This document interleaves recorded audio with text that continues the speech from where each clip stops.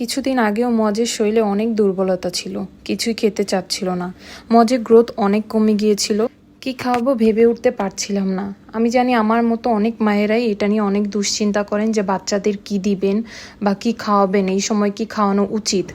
তো আমি ফেসবুক ঘাটাঘাটি করে আর কি Afrin homemade baby food page থেকে আমি কিছু হোমমেড খাবার অর্ডার করেছিলাম মজের জন্য। সেগুলো হচ্ছে রাজমা খিচুড়ি, তারপর সিরিয়াল স্টেজ 2, মাল্টিগ্রেন বাদাম সুজি, জাফরানি ফিন্নি, আর হচ্ছে আয়রন পুষ্টিকর বিন্নি সুজিটা অর্ডার করেছিলাম।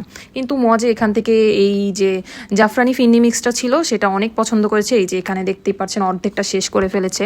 তো এটা ব্যবহার করা একদম ইজি। 2 চামচ নিয়ে দুধে বা পানির সাথে জাস্ট মিক্স করে তারপর এটা হচ্ছে সেদ্ধ করে নিব। আর 10 মিনিট, 5 থেকে 10 মিনিটের মধ্যে এটা হয়ে যায়। তো এটা যেমন রান্না করাও ইজি, খাওয়াতেও ততটা ইজি। খাবার নিয়ে মজা আর আগের মতো বায়না করে না, সে খুব আনন্দের সহিত খায়।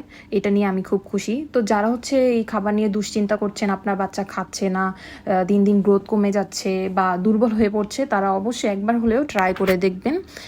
আমি হাইলি রিকমেন্ড করব যে এটা একবার হলেও ট্রাই করে দেখবেন। এটা আসলেই অনেক পুষ্টিকর, আপনার বাচ্চার গ্রোথ বাড়াতে হেল্প করবে আর আপনার বাচ্চাকে আগে থেকে অনেক বেশি অ্যাক্টিভ করবে।